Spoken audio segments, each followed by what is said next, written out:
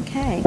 So just to let you know that story that you just saw is not something somebody just filmed. It is true that students will love you forever. So you're here because you have a passion. Someone must have touched your life to make you want to become a teacher. In fact, I just left the classroom a year ago. I'm new here, and I just left the classroom a year ago. And I got a message from some of my previous students recently that I had the pleasure of taking to a conference in California. I was a business ed teacher. And I haven't seen them in about 6 years. And one of the guys went into the Air Force.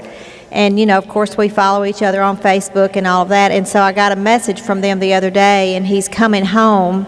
And about 6 of us, they wanted to make sure we all get together, and we're going to have dinner together because we made some really good memories, not just in the classroom, but on some of our field trips and conferences and things that we did together. And so I'm sure that I'll be lifelong friends with those kids, and I love them, and they love me, and that's what you're going to experience as well once you receive your certification. So certification is actually, I'm sure that you have to gain licensure to become a teacher in the public school system. And that licensure begins here by taking courses that are approved by the Alabama State Department of Education. So this is going to be your journey, as Dr. Gordon was talking about. You're here, you've become admitted, you're going to begin your coursework, and throughout that coursework, you're going to begin field experiences, which is your observations in the classroom. And a little later, she's going to talk to you specifically about those field experiences and how they have changed. They haven't changed, but how they will be reordered from what it looked like before. Along the way, you're going to have to be admitted into what we call TEP, the Teacher Ed Program. And so there are some requirements, and as I go through this presentation, I'll take you to a site on the website that will tell you what the requirements are. I've had many calls this summer. I usually get lots of calls in the summertime with people that are kind of thinking about going back, and they know public schools are going to start in the fall, and so they just kind of on a whim call me and say, what do I have to do to become a teacher? I've got a degree, but I want to teach. I've even had people say things like, I don't really like kids, but I need a job. I hope that's not you. I feel sure that that's not you, because that's not why you go into education at all. And just needing a job, this is not an easy path to follow. Your path, what you've chosen, is going to be something that's very difficult, and you're going to be able to do it, but we want to make sure that people understand the importance of teaching and what you all have had to accomplish to become certified teachers, because it is not an easy task. And you, I'm sure, know that all too well already, or you would not have chosen this path. You will continue on by completing once you get into TEP, there are additional courses that you will take, but you cannot take them until you have been admitted into the TEP program. And, there are things based on, the State Department has guidelines that once you've been into a TEP program, that kind of prevents you, if you decide you want to do something different and get out and go a different route and whatever, you have to be careful about choosing different routes, because you may have messed yourself up for choosing another route to get there if you don't follow through and continue your plan all the way through an accredited university and their program. After you have completed all of your coursework, you will then go into your internship, which is previously known as student teaching, which would be a full semester in the classroom, doing observing, and then eventually leading into taking over the class yourself. You graduate, and then you receive your certification from the Alabama State Department of Education. Again, Athens State University offers you the coursework and all of the requirements. We provide you all that opportunity and the requirements, and once you meet them, my job as the certification officer is to recommend you to the State Department for certification. I have to send a packet of your transcript, a checklist showing that you've passed all the courses that are required. I have to show documentation that you've passed all the other requirements that have been asked by the State Department. And once that goes to the State Department, they review it, and then they're the ones that issue the certification to you. So these are some things that you think about as you're leading up to your certification. As Dr. Gordon pointed out earlier, she had you stand up. You all know that you had to choose a major, you had to choose a path. And just so that you know, the College of Ed, if you are in one of these majors here on your left, you're going to have an advisor assigned to you, and that's someone who is designated through the College of Education. If you are a secondary, following a secondary path, you're minoring in education, and you're going to have two advisors. You're going to have one specified from your, or designated from your content area, and you're going to have an education person, because you're going to have, things that you have to do in your content area here, but then additionally you'll do your education classes, and so you'll need that education specialist to talk to about questions that you may have. And again, she noted to you that if you're getting any of these degrees in black, you're getting one certification, but if you're doing elementary collaborative, you're doing two certifications. And so in the end, you will have to pay for two certifications to be submitted. Okay, here are just some basic guidelines that you might want to be aware of. 124 hours. All of our programs require that you complete 124 hours. You bring in your gen eds from another institution to us. You will complete an additional 60 plus more hours at Athens State University, or at least 60 here, and then we can count a couple up to 120, to make a total of 124. You're going to review your plan of study as you go through, and you're going to begin your field experiences. And just so that you know, life happens.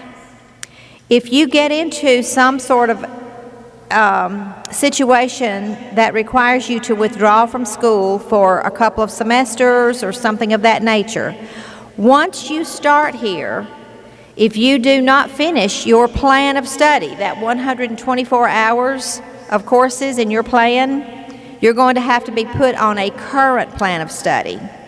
You're going to find out that, it's not always a bad thing, but things change often through the State Department. As a teacher, you're going to find that as well. So the same is true for universities. We often change courses, we add courses, we take old ones out that we feel could be revamped and redo them. And so if you start your program and you're not finished in 5-year period, and have to drop out for a while and come back, you're going to be put on a current plan of study, and so you can't be picking back up and continuing. If there are new additions or new things added from the State Department that are required for certification, you're going to be required to complete those, okay? So just know that that's the way it is, and that's the same way it is as a teacher once you get hired. Anything that gets added or whatever, you have to comply with what the State Department's requirements are. Okay, here is a slide that talks to you about the GPA.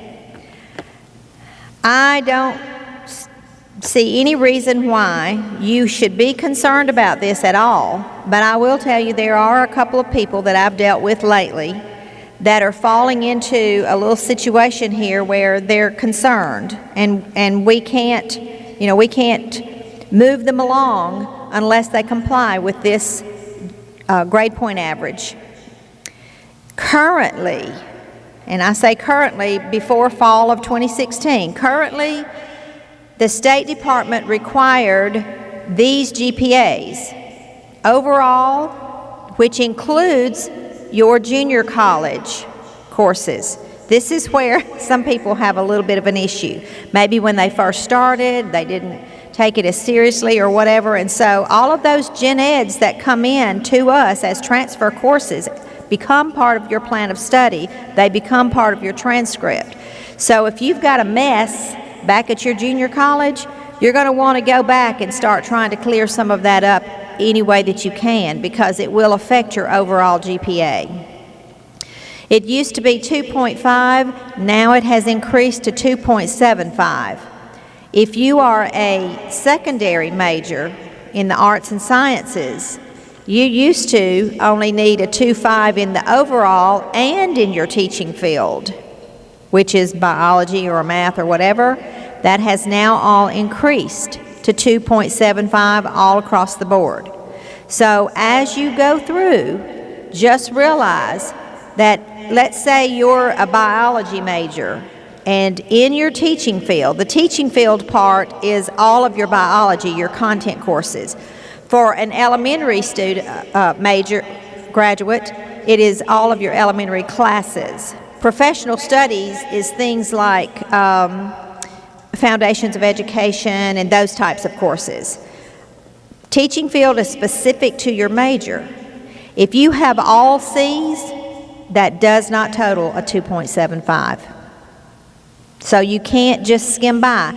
We don't accept any D's in the College of Ed. The university will accept them as passing, but for State Department certification, we can't submit a D. That includes any of your gen eds. If you came to us with any of your gen eds that have D's and you're required to have a math or 12 hours in biology and all that, you're going to have to go back and retake them. And if you do that, I'm just going to say, if this is you and you find this to be true on your transcript, let me give you a word of warning. Don't try to take it somewhere else, because if you don't retake the same course at the same university where you received that D will remain and be calculated. That's something that others don't understand, and they just go, oh, I took it at Calhoun, I didn't do so well, I'm going to go off to Snead, I'm going to go to Bevel, I'm going to go somewhere else and take it again. The D that you got stays there unless you retake it at the same place and the same course and make better on it, okay? I've seen that a lot, and people don't understand that. I think they're trying to do a better job of making sure you're aware of that. But just know that those courses, you have to have a good combination of A's, B's, and C's to reach a 2.75, which I'm sure you'll be able to do. Okay, so you take some of your courses, you begin, and now you're getting close to needing what we call to be admitted into TEP. Here are some requirements to be admitted into TEP. First of all, we look at your GPA. You have to have completed all of your gen eds. Now, how many of you have never heard of DegreeWorks? Everybody knows about DegreeWorks. That's your student audit system. That's what I look at to make sure, and all of your advisors, make sure that you are taking and have registered and, everything's going. It kind of keeps us on track and helps us, make sure you've got everything that you need. If those gen eds are not plugging in, it doesn't mean that you are going to have to retake something. It just means that I will have to do, there's a new system going on, and so I'm having to do forms, or your advisors will have to do forms to take those gen eds that are acceptable and have them transferred up into that top part. But I will tell you that if you are missing gen eds, and sometimes that's another thing, is when, you're allowed to enroll here and be admitted here when you haven't completed all of your gen eds, but you need to get those out of the way. If you're still missing a math or something, again, if you made a D in a math, you're going to have that credit count, you need to go ahead and be taking those. You don't want to wait. We've had some very disappointed people that get all the way to nearing the end, getting ready for internship, and they need their TEP classes, and they can't get in TEP because we're still waiting for gen eds to be completed. So you take care of your business before you get there and have to be told, I'm sorry. The worst thing for me is to tell somebody who thought they were going to get to internship in the spring, that way they would be getting hired in the next fall, is to go in the fall before that, you can't do TEP because an internship in the spring because you're missing some of this. That puts them behind a whole year, possibly, of getting a job in the public school system. So take care of your business. If you want to take a picture of this, take it. But this is something that you need to have all accomplished and finished before you get ready for TEP. Your advisors give you some good guide sheets. Follow those because it does matter. The basic skills test, there are 3. The reading, writing, and math part, you have to have taken that. And if right now, I'm trying to skip around, but I think I've got to move along. I think that there's a sheet in your packet that's called Very Helpful Tips.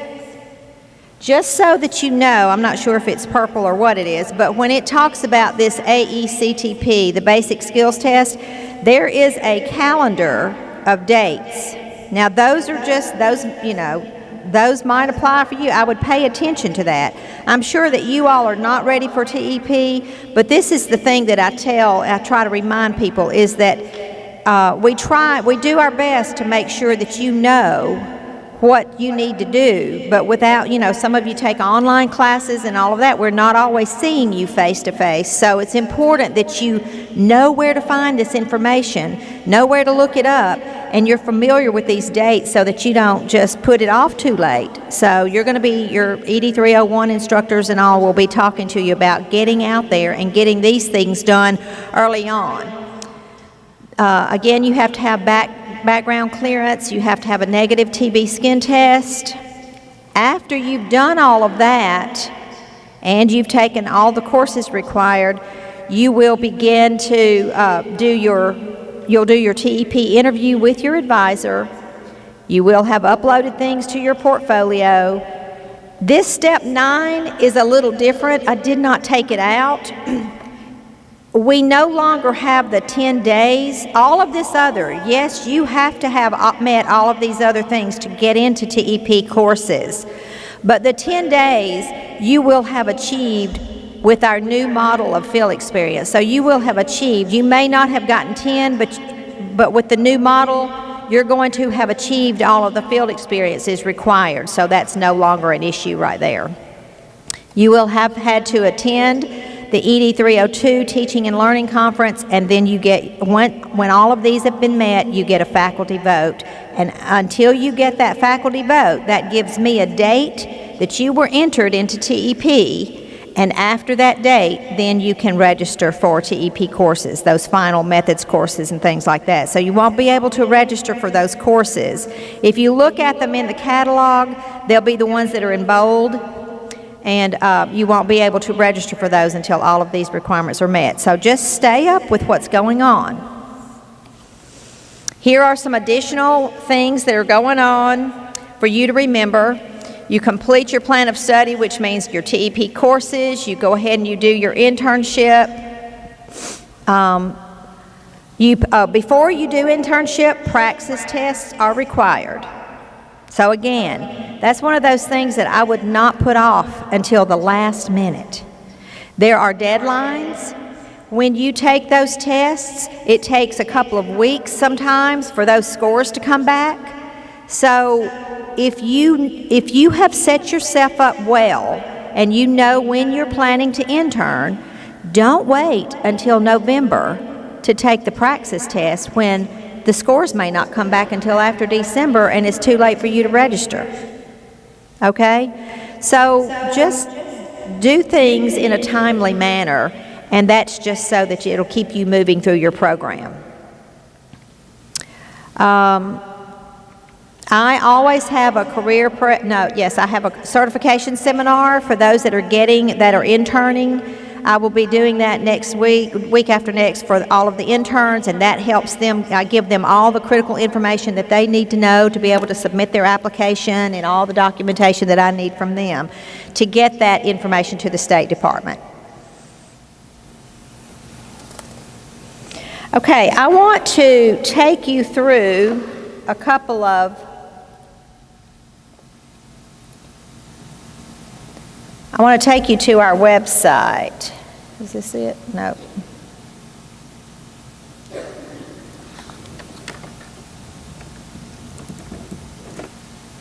And walk you back through the website so that, and recap some of these things so that you'll know and be familiar with what's on the website and where to find information. When you go to our homepage, I want you to know that it's important that you do two things, as Dr. Gordon mentioned one of them. Stay in contact with your advisor or advisors. If you're in the College of Arts and Sciences, you have two. Stay in touch with them. I mean, don't worry them to death over things that they've told you already, but just make sure that if you have questions, they're the ones that you go to. That's what they're here for, is to answer your questions. And stay familiar with this website, because we try to keep this updated with current information, and somewhere, just like me, I have to search now to find out where it is, but I know the information's there. So use the website, and it is www.athens.edu. You might want to bookmark that somewhere on your computer, on your browser, so that you can get to it frequently. And I'm going to take you from the home page. Now, we used to have our tabs up here, and now you go down. I'm going to go through as if I'm a current student. And I will scroll down to the College of Education. Where my part comes in is right here. You may want to go to Programs of Study and look at that. We'll go to that in just a minute. But right now, what I'm concerned with is the Teacher Education Program, TEP. And this is where you'll go find all of the information that I just told you. In order to get into TEP, you have to have completed this AECTP, the Basic Skills Assessment.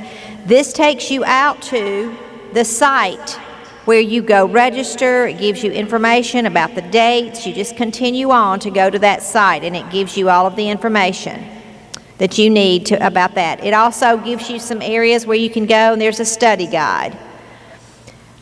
Field experiences, this takes you to our field experience page. I have updated some of this, but I have put in for some additional revisions, and that hasn't been done yet. But this gives you lots of information. These are the frequently asked questions, and it talks to you all about the new field experience model that we're implementing, where field experiences are tied to courses now. It used to be that they were independent. You just signed up, and then you went and got the number. Now you have to be enrolled in a course, and you will get a specified number of days per course to reach your 22 total. So this is the field experience page. Praxis. When it's time for Praxis, here's a link where you can go and see. We have study sessions. It's important to know that the university has a testing center, and they have study sessions that you can participate in. And it also gives you information about what tests am I required to take, what are the dates, and all of that information. TEP. Again, lots of frequently asked questions. When you click the boxes, drop down, and it talks to you about your GPA, all of the other processes. Internship. All of those fall under my department, and so there's where the information is that you can get. You can also go back to your programs of study.